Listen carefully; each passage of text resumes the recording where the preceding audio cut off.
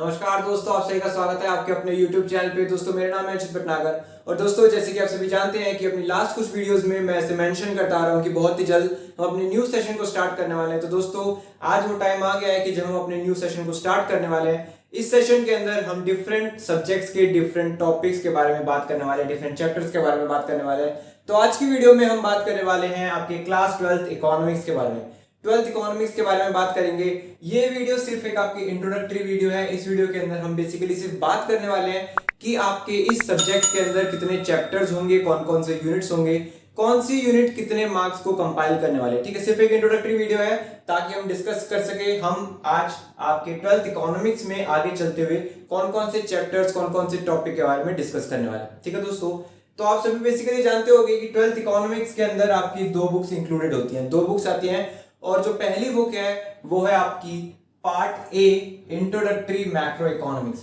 Macro economics का मतलब समझ लो पहले कि मैक्रो इकोनॉमिक्स में होता है आपके इकोनॉमिक स्टडी के जो मेजर पार्ट्स होते हैं, जो मैक्रो पार्ट्स होते हैं, उनके बारे में हम डिस्कशन करने वाले हैं। ठीक है, तो इंट्रोडक्टरी मैक्रो इकोनॉमिक्स इस बुक के अंदर आपके टोटल 5 यूनिट्स हैं। आपको दिख रहा होगा 5 यूनिट्स हैं। यहाँ पे एक चीज को ध्यान में रखना, कंफ्यूज मत हो जाना, यूनिट्स और चैप्टर्स डिफरेंट होते हैं। यहाँ पे अगर 5 यूनिट है लेकिन इसके अंदर ये नहीं होगा कि सिर्फ और सिर्फ 5 चैप्टर है। चैप्टर डिफर करने वाले, चैप्टर बेसिकली इससे ज्यादा ही होने वाले। ठीक है, तो बात करते हैं कि मैक्रो इकोनॉमिक्स के अंदर कौन कौन सी यूनिट्स हैं और उनके अंदर हम कौन कौन से टॉपिक्स को पढ़ने वाले। तो पहली जो यूनिट है वो है आपकी national income and related aggregates. ठीक है, पहले ये समझ लो नेशनल इनकम और रिलेटेड एग्रीगेट्स के अंदर कौन कौन से चैप्टर आने वाले हैं।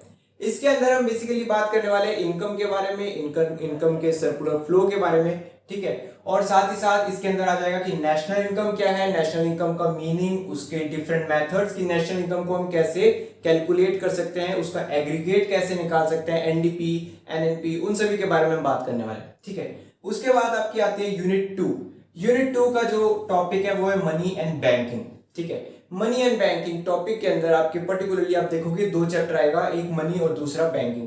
मनी के अंदर बेसिकली मनी की डेफिनेशन, मनी कितने प्रकार के होते हैं, उनके टाइप्स। ठीक है, मनी का बेसिक मीनिंग आप देख लोगे कि हमको जो पता है उससे कंप्लीटली डिफरेंट है, उसके अलग अलग टाइप भी होते हैं, उनकी अलग अलग इंपॉर्टेंस होती है, तो उसके बारे में पढ़ेंगे।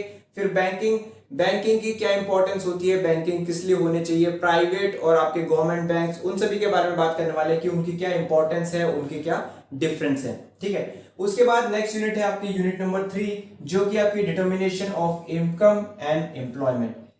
इस टॉपिक के अंदर हम बेसिकली बात करने वाले हैं इनकम के बारे में, डिमांड के बारे में, कंसेप्ट ऑफ डिमांड। ठीक है, उसके साथ ही साथ हम इनकम डिटर्मिनेशन के बारे में बात करेंगे, इनकम मल्टीप्लायर के बारे में हो गया, और साथ ही साथ आपके जो डिमांड है, डिमांड कभी डेफिसिट हो जाती है, कभी ज्यादा हो जाती है, कभी कम हो जाती है, तो उसके बारे में भी हम इस वाले यूनिट के अंदर बात करने वाले हैं। ठीक है, उसके बाद जो यूनिट नंबर 4 है वो है आपकी government budget and the economy. ठीक है, तो इस यूनिट के अंदर हम बेसिकली बात करेंगे कि बजट की जरूरत क्या है, क्यों बजट होना चाहिए, गवर्नमेंट बजट क्या होता है, गवर्नमेंट्स के लिए अपने बजट्स होते हैं, उनकी क्या इंपॉर्टेंस होती है, वो क्यों बनाए जाते हैं, इकोनॉमी की क्या इंपॉर्टेंस है, गवर्नमेंट बजट इकोनॉमी के अंदर क्या रोल प्ले करता है, उन सभी टॉपिक्स के बारे में, उन सभी चैप्टर्स के बारे में हम बात करने वाले हैं। ठीक है, उसके बाद जो बुक है उसकी जो लास्ट यूनिट है वो है आपकी balance of payment. Balance of payment एक ऐसी यूनिट है जिसके अंदर हम बेसिकली आपके बात करेंगे कि फॉरेन टर्म्स में फॉरेन ट्रेड कैसे होती है, फॉरेन ट्रेड की इंपॉर्टेंस क्या होती है, किन चीजों की ट्रेड होती है।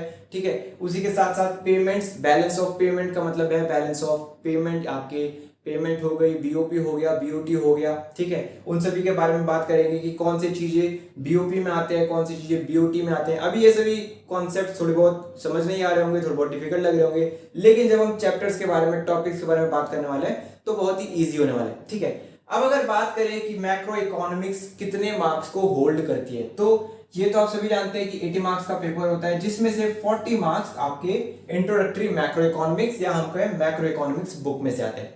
यूनिट्स के मार्क्स आपके सामने डिफाइंड है।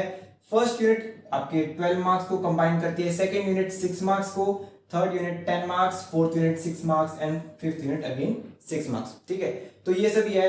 अगर मैं अपने पर्सनल एक्सपीरियंस से बताऊं तो ये जो पूरे चैप्टर्स हैं बहुत ही इजी होने वाले हैं। ठीक है, लेकिन एक ही जगह पे प्रॉब्लम आने वाली है, वो है नेशनल इनकम। नेशनल इनकम थोड़ा हार्ड है क्योंकि यहाँ पे एग्रीगेट्स हो जाते हैं, डिफरेंट मेथड्स ऑफ आपके कैलकुलेशन होता है कि नेशनल इनकम को कैसे कैलकुलेट करा जाए। वहां पे स्टूडेंट्स थोड़ा बहुत प्रॉब्लम फेस करते हैं, क्योंकि वहां पे वापस से थोड़ी बहुत मैथमेटिक्स आ जाती है। साथ ही साथ जो कंसेप्ट्स है, जो फॉर्मूले लगाए जाते हैं, वो भी थोड़े बहुत ट्रिकी होते हैं, ठीक है। लेकिन चिंता करने वाली बात नहीं है, जब इस टॉपिक पे आएंगे, नेशनल इनकम के बारे में बात करेंगे, तो उसको भी हम धीरे धीरे सॉर्ट आउट कर लेंगे, ठीक है। तो मतलब कि 40 मार्क्स की आती है मैक्रो इकोनॉमिक्स चैप्टर्स, यहाँ पे यूनिट्स के हिसाब से आपके मार्क्स डेजिग्नेटेड हैं, आपके सामने हैं, ठीक है। मोस्ट इंपॉर्टेंट यूनिट आपके फर्स्ट यूनिट है, उसके बाद थर्ड यूनिट, उसके बाद आपके तीनों जो यूनिट्स हैं, third, second, fourth and fifth, वो सिमिलर मार्किंग से है, ठीक है।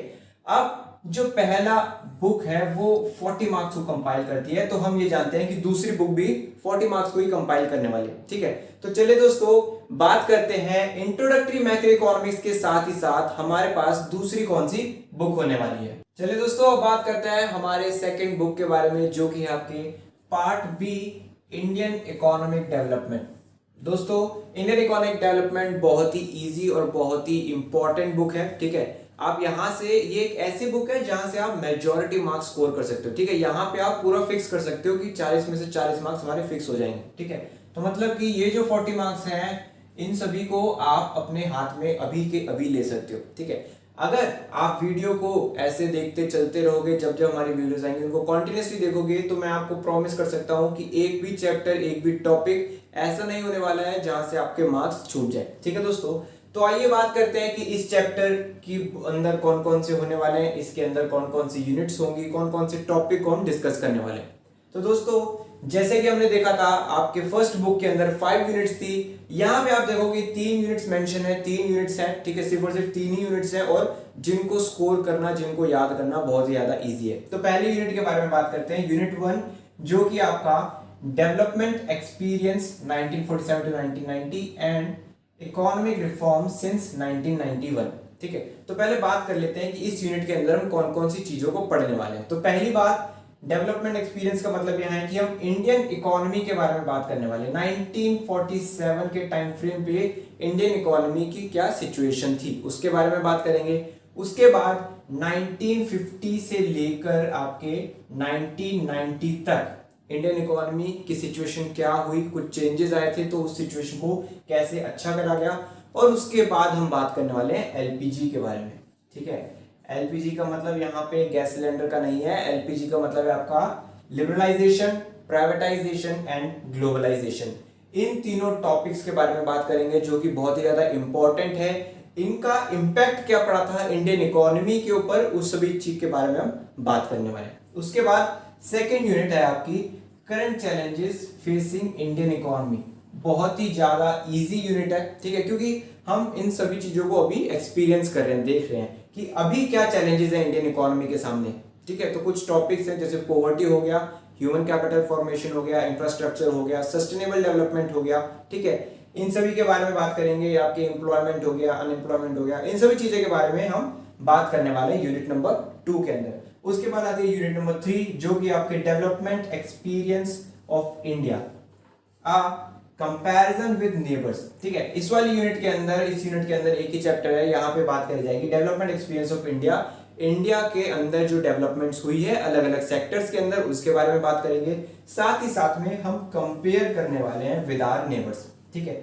नेबर्स तो इंडिया के बहुत ढेर सारे हैं, लेकिन हम सभी नेबर्स के साथ कंपेयर नहीं करने वाले हैं। पाकिस्तान और चाइना, दो मेन जो नेबर्स हमारे, उनकी इकोनॉमी के साथ, उनके डेवलपमेंट शेड्यूल के साथ, उनके डेवलपमेंट के साथ ही साथ हम कंपेयर करने वाले हैं इंडियन इकोनॉमी को, इंडियन डेवलपमेंट को, ठीक है।